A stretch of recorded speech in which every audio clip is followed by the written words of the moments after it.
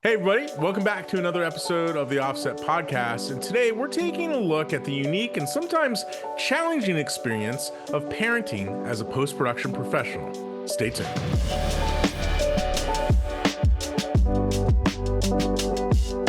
Support for this episode comes from Flanders Scientific and the XMP 270 and XMP 310, the accessible, lightweight, and versatile monitors helping to bring HDR monitoring on set while also being very well suited to post-production work.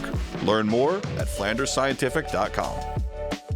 Hey, everybody, welcome back into another installment of the Offset Podcast. I'm one of your hosts, Robbie Carmen, and with me, as always, is Joey Dana. Hey, Joey, how are you? Hey, everyone.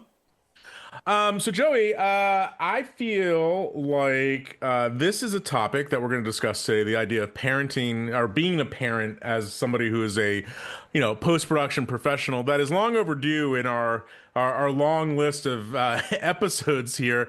And this is in particular coming to mind as this past weekend unbelievably celebrated the graduation of my firstborn, my daughter, from high school. It's crazy that 18 years have gone by. And that just got us thinking a little bit about post-production, sort of as, the unique challenges that exist as, being an operator in this business and how it eats time and how it adds stresses and, the financial parts of it. But then also, I think we wanted to talk a little bit about just sort of like, hey, kids are growing up. Hey, it's time to start thinking about what you want to do in your life. Is post-production something that we should be steering our kids towards or talking about or encouraging? And so today I think we want to dive into those kind of broad areas and just kind of discuss it. I mean, there's not a right answer or a wrong answer for any of it, but I think there's a lot of people like us who have kids that are getting older or even if they have young kids are experiencing the challenges of being a parent with the rigors and the demands of being in post. And that's not easy, to be honest with you, having done it twice now. So we're going to take a look at that. But before we begin, as always, just a little bit of housekeeping. You can watch the Offset Podcast on YouTube. Just search for the Offset Podcast over on the YouTube, and you will find us there. That's a video version of the podcast. You'll also find us on major streaming platforms like Spotify or Apple Podcasts or any place where you consume podcasts. Just, again, search for the Offset Podcast. And you can find our complete library over at theoffsetpodcast.com. And if you're on the old social media, you can follow us on Instagram and Facebook. Again, just search for the Offset Podcast. All right, Joey. So let's talk a little bit about I think the first place I want to start is just sort of like the general challenges of being a parent when you are an operator in post-production. And I got to tell you, man, I think often about a period of both. Just for transparency here, my daughter, 18, just graduated from high school. My son's 12, going to be 13 this coming year, going into seventh grade. My kids are a couple years older than your kids, but I think back all the time to when my kids were in that like 2 to like 6, 7 range, and it just happened to line up with a period of the business that was unbelievably busy and a lot of challenges, and I was had an office that was 30 miles away from the house and all that kind of stuff. So let's dig into that part, because I think that there are a lot of challenges, and to me it starts with the idea of how do you be present and manage your time for your family and for your kids in a way that doesn't leave you sort of in shame or with regrets, and also at the same time, allows enough time to do the work that you need to do while also being present for your family. And I know that you've experienced this challenge a lot as well. So why don't you kind of start, like, again, as we always do, sort of a 50,000 foot view of this, and then we can whittle down into some of the particulars. Yeah, I mean, like you said, in the past, just a lifetime of our children. Mine are I've got one who is, same age, tiny bit older than your youngest, going into 8th grade next year. And then my older son is actually just going into his first year of high school next year, which is a ridiculous thing for me to even think about. Right. So in their lifetime, what my job looks like and what my time management has looked like has completely been upended and changed. It used to be I would go to the office, I'd spend, It would be hour commute in, then 8 hours at the office, and an hour commute home. So 10 hours of the day minimum, I'm gone. Uh, Days that were busier get into like overtime, longer hours. I would just be home late. So there was a lot of disadvantage to kind of the old way of doing stuff in that we were just gone, right? Yeah. Now that the office is kind of out of the picture and I'm working remotely, it's a whole new set of challenges because the job never leaves. I can run downstairs and work on something at any time of the day, on any day, including weekends, and I do. But the net of that is the amount of time I spend working is probably about the same amount of time, but it's spread over like starts and stops dramatically, which is something that when the kids were younger, I could have never even conceived of with the idea that I was going to Yeah. be working from home, right? That didn't even come into our mind. It was you go to the factory, you come home from the factory. When you're home from the factory, you might get on email, you might remote in to do a real quick fix or something, but Yeah, there was right. never, it's 9 o'clock at night, client just sent a project. Why don't I get it prepped for tomorrow tonight so my day tomorrow is a little bit easier, right? So the biggest thing for me that I'm going to say is a positive of the big work remote changes that we've seen in specifically the context of having kids is I can proactively manage my time dramatically better. I can at 3 o'clock when they get home from school, take an hour break and hang out with them or take them to go get a snack or something like that, and then come back to my office like nothing happened and keep working, right? If I was actually at the office an hour away, that would never be an option, Yeah. right? Yeah. And I can also take some of my downtime on the weekends to make my weekday days a little bit more flexible. So if the kids have something that I need to do during the week, I can kind of wiggle around it because I can work all the time. The downside Yeah. is, yes, the work is spread out over smaller chunks, but now it's like I feel like I'm never not working. I agree. And I think there's a lot to unpack there. I think that, and I mentioned this in the open of the show, that I feel like I have a lot of regret and a little bit of shame for like when my kids were really little, because it happens all the time where like, my wife and my kids will be talking about something. They'll be like, oh, you remember when we went here or we did this or we did that? I'm like, no, I don't. Oh yeah, you weren't there. And that phrase comes up a lot, especially I think in the past 5, 6, 7 years, I've done a remarkably better job. We'll get into that in a second. But like, at least there was a period when the kids were really small, but it was like all my wife, like 100%. And like to this day, I'm still indebted and a little bit in awe that, she was basically like a single parent for a number of years while I was 30 miles away, stuck in an office doing television shows that in hindsight really don't matter, but at the time seemed like these critical, big, huge opportunities and things that I had to work on. And I think for me, part of the problem in that model was that I'm a chronic underestimator of time, and I'm chronically I'm a completist, right? I have really have trouble walking away from things when they're still in process, right? Even if it's like a grade, like at the end of the day, like if you're grading like a 90-minute movie or whatever, like I still fight that problem. Like, did I do enough today to get like, I always want to just keep going until it's done, right? And when, early on in my kids' lives, I think that was unfair to them because I was coming home at 9, 10, 11, sometimes midnight or later, right? After they had gone to sleep, missing out on some of those things. And, we managed. I'm not making it like sound, I'm making it sound a little bit more ominous and like doom and gloom than it was, but it's definitely a regret of mine that I focused too much on the office and work at a formative time in my kid's life. And I know that. And it's like that's time I can never really totally recover. And so, like, to me, one of the goals of this episode is just to sort of say people that, like, no, you never can get that time back. Really, really focus on it and prioritize it because it is an important thing. Now, to go to the home thing, I think you're right that it has brought a lot of advantages in sort of workflow. Hey, it's late at night. I can still do my thing. Family's going to bed. I can still go back downstairs, get a show prep, do whatever.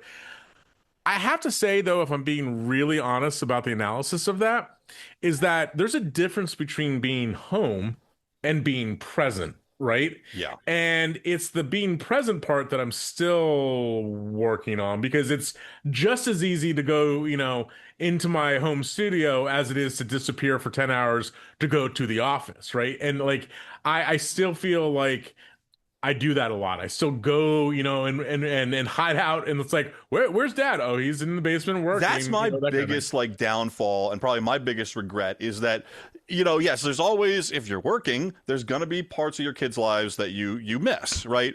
But also, parenting's not easy, right? No. There's sometimes where it's really stressful, and in those instances when the kids are just kind of too much, or where it's not all happiness and roses and candy and wonderful. Yep. When you have the office at home, it's really easy to just default to, oh no, sorry, I got to go get some work done, which might be true, but if you're managing your time proactively, you can use the office being at home as kind of an escape when you shouldn't. That's true, but I'll give you the flip side of this, and this is the way at least that I've been working towards and trying to frame it, is that because I have this flexibility now of pretty much be able to work anytime that I want, it does make it easier to block time in a different way than I was able to before, right? So I kind of know that, like, look, between 4 o'clock and like 8 o'clock in the afternoon, there's not a chance that I'm going to be able to focus and get the stuff done that I need to get done, because that's like, and like, instead of fighting that, right, I've kind of like embraced that, be like, okay, cool. Kids came off, my son got off the bus at 4, daughter comes home after practice or whatever, like, and we'll hang out. Everybody does their thing. We'll have dinner, we'll chat, watch TV, like, and that's been really good. But what it's done in hindsight for me is that it's really modified my workday, where I have, like, the way that I tend to work is I'm more productive in the evenings. And so evenings have turned into like night, if that makes sense, right? Like, I'm sitting And back it keeps down. stacking up, right? Like Yeah, right. it gets later and later and later until a couple months go down the road and you got to kind of reset it. And then Right, like, it keeps and I haven't shifting. and I haven't reset it yet. This is the problem, right? So now I'm like, oh, cool. Like, I'll sit down at 9:30 and just, I'm going to do a couple things. And then next thing you know, it's 1 a.m. It's 2 a.m. Sometimes even later. And I'm still doing that. So like, it's a tough thing because I feel like I've gotten better at that part of it, but also worse at that part of it at the same time, right? That like, I am arguably improving the family part of it, which is important, but also arguably making my situation worse because I'm pulling hours that I wouldn't have pulled in the same way at the office, if that makes sense. Yeah, and I'd say if there's a positive to all of this, aside from the working from home versus not working from home aspect, I feel like the industry as a whole has had a general shift towards better, more reasonable time management in the past maybe 10 years, right? Yeah, I agree. It used to be like we all thought that this was the be all end all. This was really, really important. And Yeah. there has been a lot of trends in the industry of people kind of pushing back on that finally and saying, Yep. hey, you know what? It's okay to take a break. You're working on a reality TV show. Yeah, this is not open heart surgery. Nobody's gonna die if the show is an hour or two late. I agree with that. And I think that there's that pressure that existed 10 12 years ago or before, of like, hey, it's all open heart surgery, like you have to, and I think you're right, people have gotten, Because it was like cool, right? I'm super working 1 billion hours a day to get these shows out, and it's hip and cool to be like overworked, and that's not trending anymore. Everybody's like, no, dude, that's kind of dumb. Support for this episode comes from Conform Tools. Conform Tools allows you to translate timelines between Premiere and Resolve and other NLEs while automatically solving common issues that normally need to be fixed by hand. Avoid time-consuming trim and transfer issues and securely send large media files to collaborators at a fraction of the size and in minutes instead of hours. With a growing toolbox of features, let Conform Tools handle the tedious stuff so you can focus on the creative. Built by post professionals, Conform Tools helps editors, colorists, and conform artists move faster and finish stronger. Learn more at conform.tools. Well, and I also think that part of this is, and we've done episodes on this about working harder, not smarter, or working smarter, not harder, rather. I think that's inevitably true too, right? Computers are faster, workflows are better, tools are more apt to do this. The other thing I was going to say about sort of the challenges of being a parent in post production too is that. A lot of the attention time away from family is not actually spent on like the work part of it is relatively straightforward and blockable, right?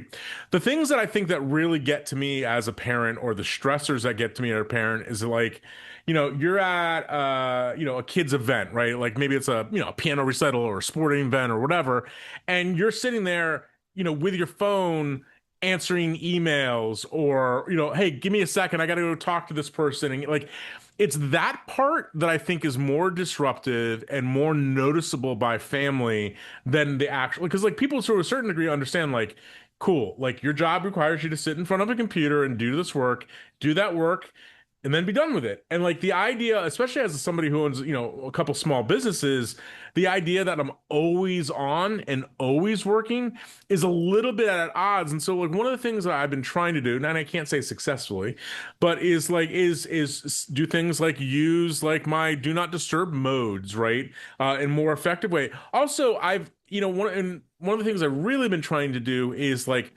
procrastinate on purpose, if that makes sense. So Yes. like getting emails doesn't have to mean a response happens immediately. Or like, hey, if there's something that's pressing, you know what? It might be pressing, but it's 11 o'clock at night. And so like some of the things I've done to mitigate that pressure that I feel as an operator and as a parent is that I've gone, okay, well, this can wait, first of all, but then I'm also adding another layer to that. Things like scheduling emails, scheduling Slack messages or whatever, like all of that kind of stuff. So where, and it's kind of funny, sometimes I actually screw this up with you. You're like, you'll get a message from me at like 7 a.m. and you're like, what were you doing up at 7 a.m.? I'm like, oh, I wasn't. I thought of something the night before and I just scheduled that. But my point is that like, you don't always have to be disruptive. There's ways to like pile things off, plan it. And like, one of the things that I've also been doing just on the email front is if I'm not ready to fully respond, is I will start a draft, right? So I'll hit reply and type like, get back to so-and-so about XYZ. And that's all I'll put in the draft. And so then in the next morning, I look at my inbox and it's like, okay, I got 6 drafts. Now let me finish them when I have time. So from like a mental mode point of view, I feel like I've addressed it, right? I've taken some of that pressure off, but I haven't necessarily done the whole thing. So I think there's, depending on how you feel those pressures, I think there's different ways to mitigate, especially the work around the work part. Yeah, email is the worst because, we come from a world where it's like, I think both of us probably feel when we get an email, we need to respond right now. And that's just not the case. And it's not what most people are expecting, but we've kind of made it our expectation that that's the thing. And it really shouldn't be. So I think what you're doing with scheduling or starting drafts is really, really good. One little tip, because I do the same thing. I'll start a draft email and start replying. Quick little tip for those who want to do that.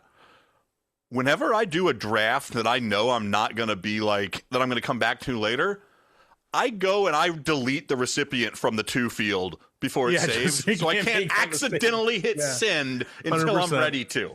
Bitten by that. Because bitten by that one more.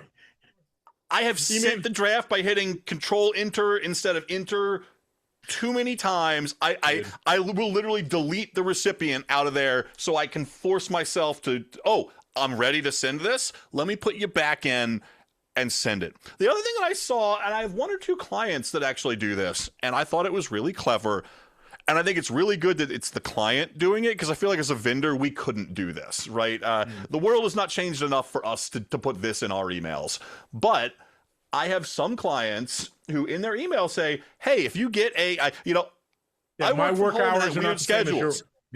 If you get an email at a weird time, unless I'm saying this is an emergency, don't consider an emergency. Get back when you feel like. Yeah, I've I actually think that's thought a about. really good thing to like put out there in the world for people to think about. I don't know if I'm ready to do that as a vendor. I've actually thought about doing it. Like I think about doing that all the time, but I stop a little bit short for the same reasons.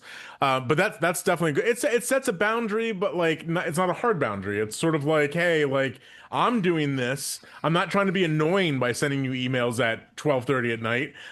This is when I'm on thinking about this. And I think as long as you qualify, that's totally fine.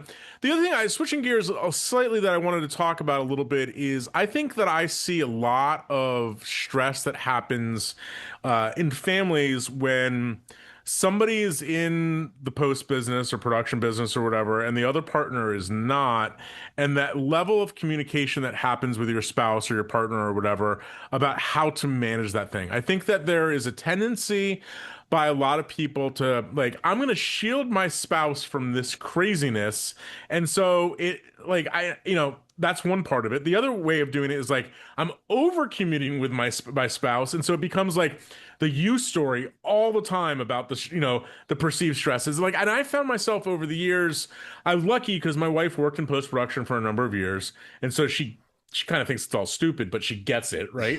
But like, we've ebbed and flowed over the years about like, hey, payroll's gonna be a little late because I'm waiting on some checks or whatever. And like, we've ebbed and flowed, and there were some ways that I was communicating that were driving her crazy. Other things were, like maybe it was too much information. So I think one of the things that you have to figure out about being a parent too is how to be a partner with your partner in this process, right? Because like you do need that time to work on a show or get your tasks done or write the emails or whatever.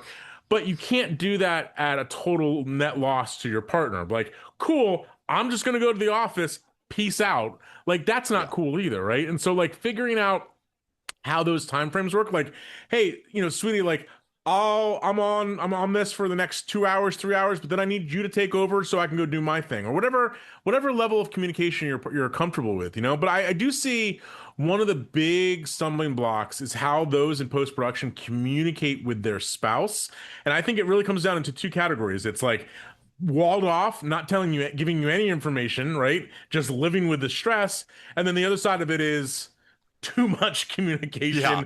And Well, it's it's like, funny because I think I would bet that, and it's weird in our industry, I would bet that 80% of people listening to this podcast, if they're married someone in the industry, which you think it's it's that very high? common. I think it's very high. I'd be curious to maybe not 80, maybe 70, but I feel like a lot of people that I've worked with end up getting together and marrying people that they worked with, which is a commentary on the industry as a whole, I think. More maybe a commentary on the industry as it was 10 years ago than today. But I went the opposite way. My wife has nothing to do with post-production, has never been in the business at all. So I'm probably more on the walled off side of like, yeah, I'm in this office down here making TV things happen, makes money, Well, I great. guess let me clarify something. And there's disadvantages to that too, because sometimes I might be like at something that's like really high stress, and to the outsider that's not in the industry might think, well, that's the dumbest thing I've ever heard in my life. Yeah. Why is that even bothering you? Well, so that kind of communication falls into a couple different categories. I think it comes into like, the creative technical side. I mean, whatever. Like that's not you could talk about that. Like you might just get a dumb look at you. Like what are you talking about? The things that I see more are especially for freelancers and small business operators, is the financial transparency and communication about that stuff, right? I see that causing a lot of stress for people's marriages and partnerships, and ultimately stress on their kids, right? It's like, it's like if you've had a slow month or like whatever, how to handle those kind of communications, I think cause a lot of stress in relationships, right? And ultimately that stuff, like when that kind of stress is rearing its head, it ripples, right? Like waiting on a check from a client somehow becomes you don't love your kids anymore or something like that. You know what I'm saying? And it's like, And it's the same thing with time as well, because like it's hard there's periods of busy where it's like you are head down working. You can't even you can't even get up for lunch. You can't even do anything. And then there's times where it's like, oh, I got 2 days where I'm like, I might get a couple shots done here, send a few emails, and just chill. Sure, I can go pick up the kids at whatever, and then I could do this, I could do that. But then, like, so the transition between when it's massively busy, I can't do anything, to I'm really flexible, can sometimes be really opaque and hard to tell. Yeah, and I think that's why it makes communication about it even more important, and sort of setting the expectations of what availability is like, what's realistic. And I think that I can only speak for myself and my partner, and that is that more times than not, it's not like the danger is not communicating about it. It's not that it's like a problem. It's more about, okay, we're a team. Let's figure out how to manage this, right? You have a client call at 5 o'clock. You know, my son needs to be at a school event at 5:30. Are you going to take him there, right? And it's like one of those things where it's like, if I don't communicate that, I'm like, yeah, yeah, sure, it's no problem, whatever. Not saying, hey, you know what? I need a backup plan because this call is probably going to run a little late. Like, can you take him and I'll pick him up? Like, you know, whatever it may be, that kind of communication, I think alleviates a lot of that stress. I think the other thing too that you kind of mentioned about your spouse not being in the industry, I think in some ways that's easier, but in some ways it's harder, right? Because it's like it really, like, unless you've lived the life a little bit, it's hard to know exactly what that pressure is. And like one of the things that I've tried to do over the years is explain things in terms of like relatable time pockets, right?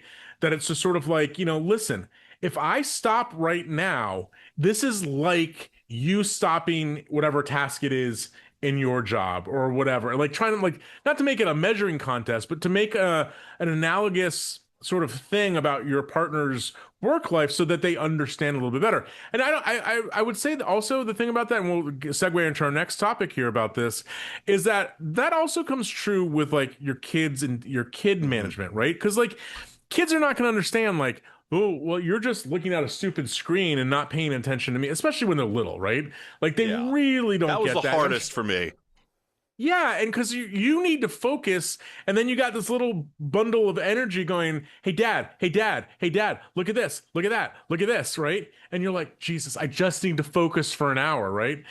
But having that, like that, how that works is, it's a delicate art form. And one of the things that I think that especially those who are working from home now, or have, are the primary caregiver and also need to work, is it's about, to me, it's about engagement with the kids and acknowledging what's going on in their lives and sort of trying to bring them in a little bit to what you're doing, right? So, like, all kids are just curious. They want to know what you're doing, how you're doing it, why are you focused on it and not them, right?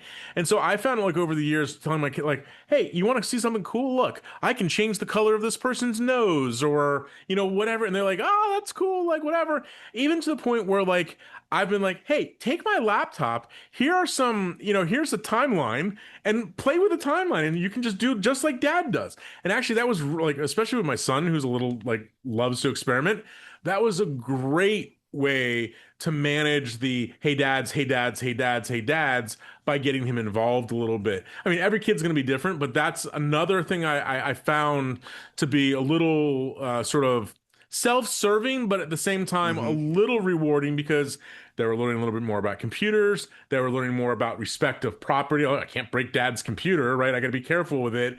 They were learning a little bit of the creative stuff, and also learning some of the technical stuff. I mean, now like my kids, like my son edits like 10 YouTube videos a week, right? And like color corrects them and adds motion graphic packages and all this kind of stuff, which is like, whoa, where'd you learn how to do that? And then my wife's always like, you taught him how to do this when he was like 3. And I'm like, oh, right, I did. Yeah.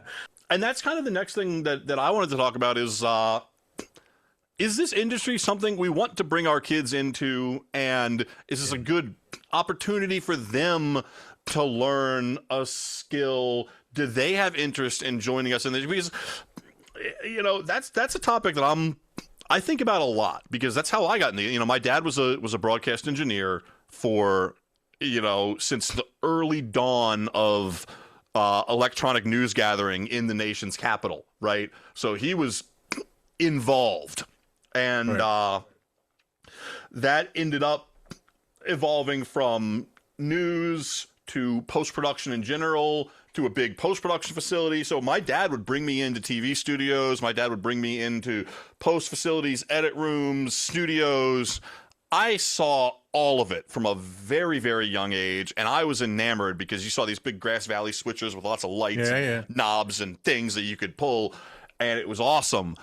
And it was like a foregone. It's weird because I don't think my other siblings took to it like I did, but from the second I was in a studio environment or a post production environment, I knew what I was gonna do, right? Hmm. Like I was immediately in there, and I, I was around these big facilities from a young age, seeing the professionals do it at a high level, and I knew exactly what business I was going to be in.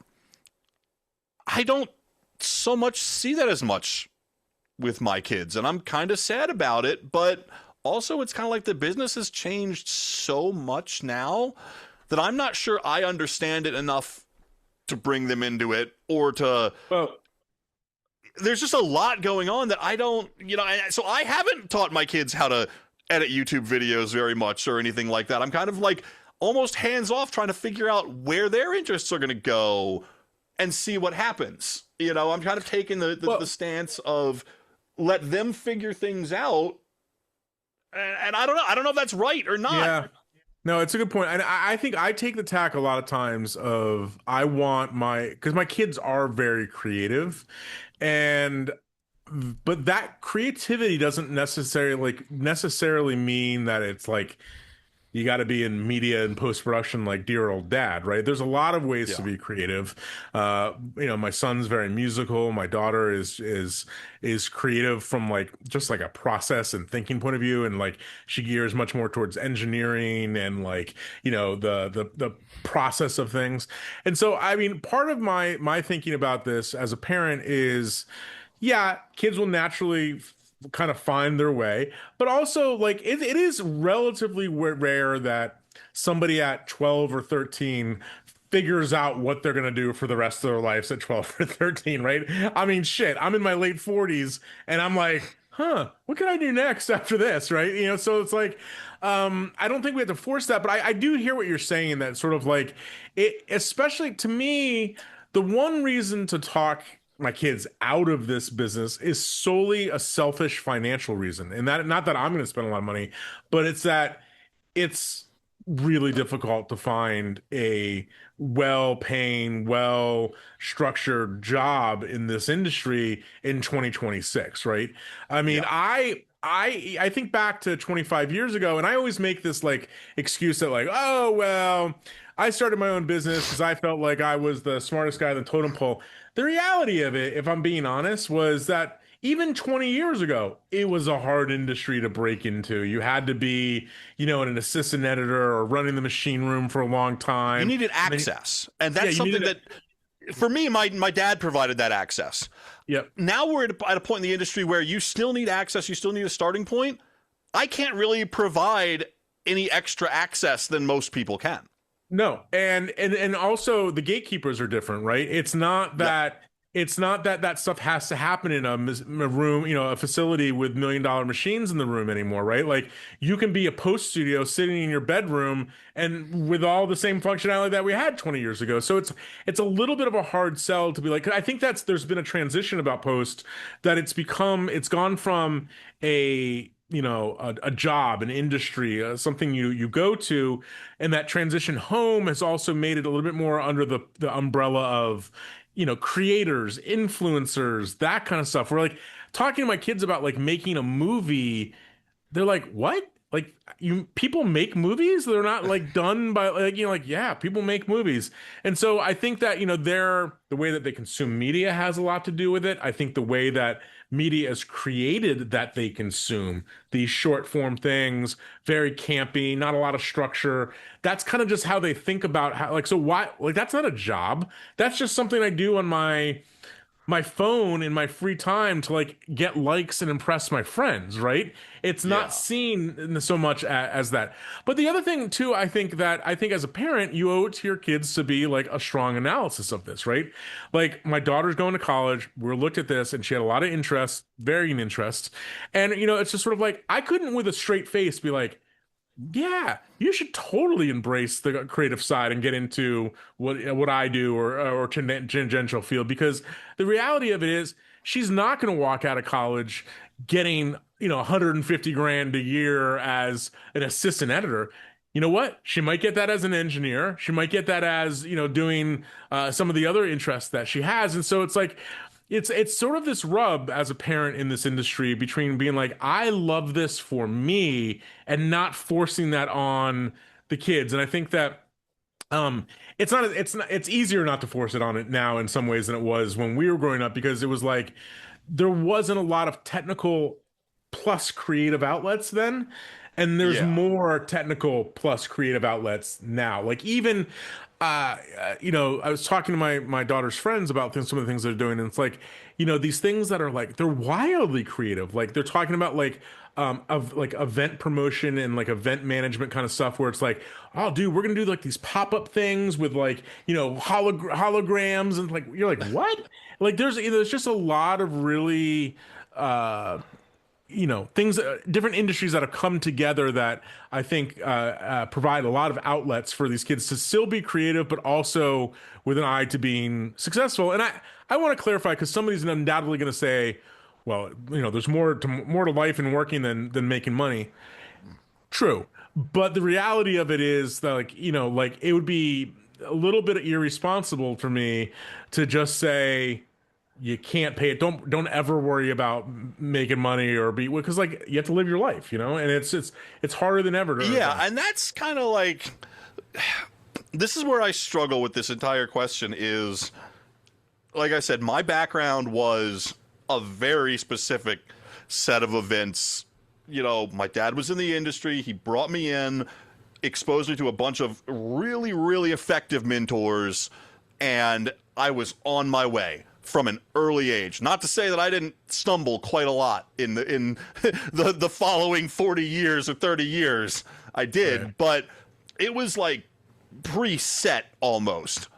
I look at my kids and I look at where the industry now is, and I don't see them following that chain of events in any even similar way, which puts me like kind of like I don't know what to do because I know how it worked for me.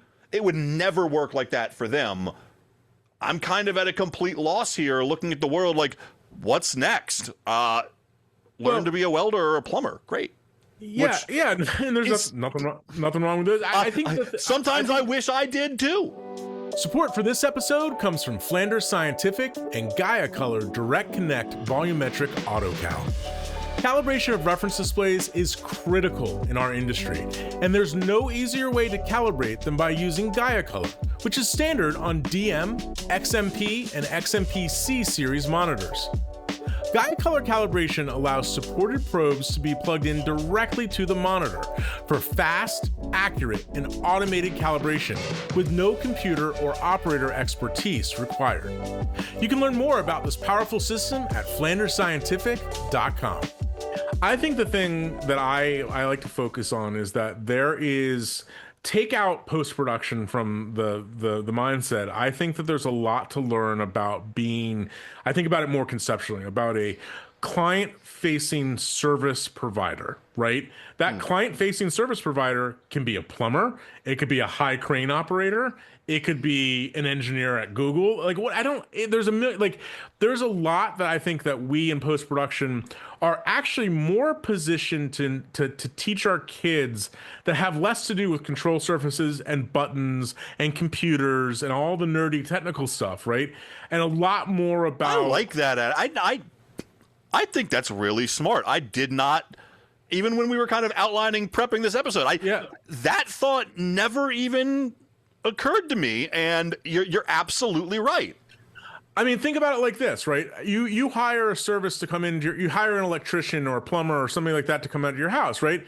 You want them to have a certain level of customer service, professionality, right? Hey, they told you that they were going to get you a quote for the job. Did they get you the quote on time? Was the prices communicated accurately and fairly, and like everything you talked about? Like all the things that we think about doing, they're really no different in those other industries. So like the And one we're thing pretty that I good hope, at that stuff, to be honest. right, If I do and I say think so that I hope myself. right, the one, and that's one thing that I was like, okay, my kids, yeah, you're not gonna be making movies, they're not gonna be producers, whatever, but like I think they can gronk a lot of those skills that I've earned over the past 25, 30 years and apply them hopefully to whatever avenue that they want to go in. And I think the one thing that I do also think that, I think there's a lot of parents like me who have a little bit of guilt, a little bit of shame about working too hard and not being present over the years. And I think the I one get it. thing, I think the one positive part about that though, and I know this is true for your kids and it's true for my kids, and I think for a lot of our listeners who have kids, this is probably true for them too. The one thing, one good example I do think that Post has for our children is the work ethic, sort of focus, right? And that is that, like, you tell somebody you're going to do something, you're going to do it to the best of your ability and finish it, right? And I think that there's so much in our Even if it's culture. not your favorite thing. Right. And I think there's so much in our culture these days that just goes, oh, it's uncomfortable. Oh, it's stressful. Just quit and move on from your life. And I think as, I am proud of the fact that I feel like I've taught my kids that. Like, if you're going to do something, you're going to tell somebody you're going to do it, you're going to finish it, and you're going to do it to the best of your ability. And I've seen my kids do that from sports and academics and all sorts of stuff. And I think that's a positive, for sure. I think that's honestly, I was sitting here kind of struggling over, well, what am I going to teach my kids in terms of the professional world? Because the industry is completely different than when I learned it, and I don't think any of my skills are relevant to their lives. The idea of how to be a good, customer service provider, because at the end of the day, that's what we are. We are nothing without our clients and without the work they bring us. And those, I think, are skills that apply to any industry you could go into. I never even made that connection. I think that's critical. And I'll take it a step further. I think there are things about the post-production process that are applicable to any real industry. Certainly, the things that come to mind are teamwork, working with different people with different skill sets and different focuses, right? That might be internal or external with clients in the process, right? I think it's dealing with a lot of let's just say personalities, right? Yeah. I think that our culture is set up to where it's like this expectation that, like, hey, everybody's just going to be nice to you all the time, and the reality is that that's not how the real world works. And like, you got to keep, as a service provider, like, somebody's mean to you or gruff to you or whatever, got to keep on that smile on and move on and make it right. And I think that like, to us, it feels like a like, oh God, I'm such a pushover. All I do is say yes to people. All I do is go the extra mile. But I think the example to our kids is that it's sort of like, yeah, no, like, you gotta work at this. It's not easy. It's not going to be handed to you. And I think, I do have a lot of faith in, where our kids are right now in this generation, solely because I think that, they've just been through a lot in the short time that they've been around, right? They've gone through, disruption to their lives with the pandemic and, in school from home, watching their parents go through the same things, all that kind of stuff. And I just think that, like, these kids are better prepared than we might think they might be, but that's also, this might just not be the right industry for a lot of them. But I think we can still gronk a lot of the lessons learned from being post operators to our kids. One more thing I just want to add to this conversation is, I think there's an idea that, and I mentioned this earlier, that like our kids are thinking about like the work that we do as part of like being an influencer or social media or whatever. I said that in a like what I think could be interpreted as like a disparaging way. And I just want to walk that back for a second because Oh, I don't. That stuff's silly. But hold on a second. If you want success and stability for your kids, like it's that's just the way that people are consuming media. I mean, look at the top YouTubers in the world. They're making millions of dollars. I'm not saying that's everybody, of course. That's it's a very small number, but it is possible. And I think the other thing too, like I was watching some guitar videos the other day, and my son was like, "Who's that? Like, why is that guy talking about that product?" I'm like, "Because he gets paid to." And my son's like, "What do you mean?" It's like, yeah, well, like he's a big enough YouTuber that companies come to him and say, "Hey, rep our guitar strings or our amps or whatever," right? And so, like one of the things I think that the sort of creator economy, the gig economy, is doing for kids today too, is showing them that they have some control over making their lives and their career pathways. I think 20, 30, 40 years ago, you were right. Nobody had control. Everybody just went, you got a job, you changed jobs, you got another, you moved on. And now I think it's much more easier than any time before for kids to take a little bit of a clue from what we've done and gone, no, I'm just going to do my own thing. And I know how to make money with these different, connecting the dots in different ways. And I'm totally good with that. Yeah, and that kind of brings me to the last thing I wanted to talk about when it comes to kids, post production, and the industry is, now that our kids are getting to kind of a much more media consuming age, their generation is, tangibly starting to affect our work. Kind of we're I don't want to say at the tail end of the career arc, but we're getting there in years. And what we consider to be good or bad or high quality or low quality doesn't necessarily apply to the world today, and we're seeing that change dramatically. We've talked about this in a lot of different episodes and a lot of different things. When we talk about things like frame rates, we talk about things like how HDR is being used, we talk about how the video game industry has really changed the filmmaking industry in a lot of ways. And I just wanted to touch on that a little bit with kind of our kids and the age that they're at now, because the way they consume media, obviously very, very different than the way we might be producing a lot of media. I feel like a lot of the stuff that I'm making and I'm working on is more for people our age and declining. And if we want to keep our business going, we need to look to the kids a little bit and figure out, okay, what parts of the media landscape do we as vendors need to be in that we're not? Because doing documentaries for conventional cable television is not going to be sustainable. So we can, I think it's important to kind of look to the kids these days and figure out, hey, where are the markets that we as, more senior vendors need to be putting ourselves into that we haven't been? And I think that cuts a couple different ways. I think you're absolutely right that there's a lot to learn from this generation doing some cool things. But I think also it kind of goes with what I said earlier, that I think that media creation is just kind of inherent to what these kids do because they grew up in a social mediated world, a YouTube world, etc. And it's kind of just like, I mean, honestly, it's kind of just like expected that like you're gonna create something, right? Like this, almost like this built-in onus to be like, you have to make creative stuff, right? And I mean, I see my kids from every stupid TikTok video that they're in the kitchen dancing or doing some skit or whatever, and it's just like that is media creation, right? Whether they realize it or not, it's teaching them skills about framing, planning, writing, all of the camera movement, audio, all of those kind of things.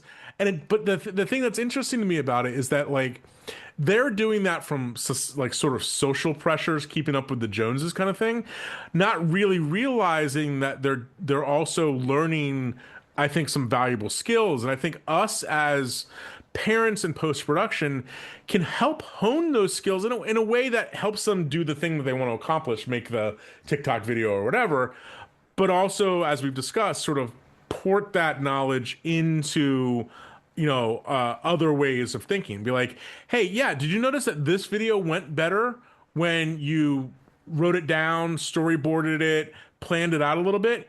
That's just like any other job. If you think about it and plan it, you'll have more opportunities for success. Oh, okay. So like, I think that there's a lot of like, I firmly believe this. I for as much as I, bemoan, the past 30 years in a lot of ways of working in this industry, the one thing I wouldn't trade it for is that it has taught me more about personalities and people, and it's taught me a lot about how to identify a lot about process, right? And I think that those are skills that whether you're a banker, whether you're, a scientist, whether you're, a football player or whatever, those skills are portable into those different lines of work too. So I do think that post people have a lot to teach their kids, right?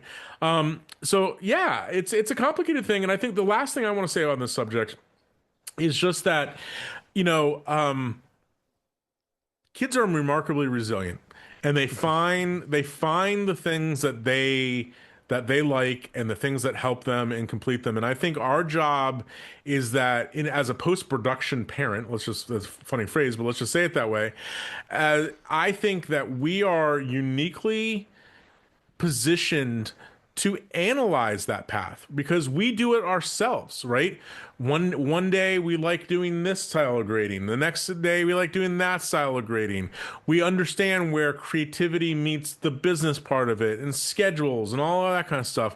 And so I think that we do have the ability to help our kids be guides for them in that kind of stuff because believe it or not, this is one industry where we've experienced a lot more things than the average office worker, but just because we're exposed to creative, business, legal, all of that stuff. And I think it really helps. And is there one answer to all this stuff? No, of course not. But I think the thing that you said earlier that I would just leave people with from my point of view is that like you got to do the best you can, right? And I think that like, just thinking about this and having these kind of discussions or just thinking about this stuff, you're already a leg up on a lot of people because a lot of people are like, I don't give whatever, like it'll be fine, and they don't think about the process. And I think that hopefully, having our short discussion here today has maybe helped people with that. Yeah, honestly, I think, going into this one, I was like, I feel like I'm less optimistic than most people. I'm kind of more gloom and doom and a old man yelling at the clouds, the kids these days with their TikToks and blah, blah, blah, blah, grumpy. I think you're right in a lot of ways that I wasn't thinking about in terms of the knowledge that we have is applicable, not in just our industry and the direction it's going. And I think that's going to be really useful moving forward. Yeah, and I would just to go back up to the top of this conversation, when it comes to the stresses of being a parent and how to do it while also still having a successful career, it's hard. But it is manageable, and I think that understanding, as we talked about at the top of the show, understanding where the balance points are, understanding communication with your family and your partner, like that kind of stuff, like it goes a long way to avoiding a lot of that stresses, and I think that. I think like anything else, when we talk about the stuff, it makes it easier and it doesn't seem as insurmountable as it does when we just don't talk about it, right? So I think that like that is one thing that I think our industry has shifted to in a very positive way in the past decade is Yeah. you kind of said that it's like your analogy was like, well, everything's not life or death anymore. I would also say that like the discussions about this stuff are much more open than they used to be, right? The idea of just getting, crapped on by some client all the time, like now people are like, yeah, I want to share that awful experience with you and let's discuss it because like there's something to learn if we relate to each other. And I think a decade ago, 15 years ago, whatever, like that just didn't really happen that much. People just sort of, yeah, whatever, you're in post, like suck it up. And now I think that we have made that shift for the positive, which is good. So good stuff, man. Well, if you have any suggestions or things that we might have missed in this discussion, please let us know. You can always do that by leaving a comment on one of our YouTube videos. You can also comment if you're a member of Spotify or Apple Podcasts. Those platforms have the ability to have comments, or you can jump over to the Offset Podcast. And at the very top of the offsetpodcast.com page, there is a link to send us a message. You can submit a show idea or just give us some feedback on this episode or any of our other episodes. We always love to hear from our audience. As a reminder, if you want to support the show, you can do that by heading over to this link right right here to buy us a cup of virtual coffee. Anything you can do is greatly appreciated. Every dollar goes into supporting the show. And then don't forget, you can find us on social media on Instagram and Facebook. Just search for the Offset Podcast. All right, Joey, good discussion as always, man. We'll be back in 2 weeks for another fun and exciting one, I'm sure. Until then, for the Offset Podcast, I'm Robbie Carmen. And I'm Joey Deanna. Thanks for listening.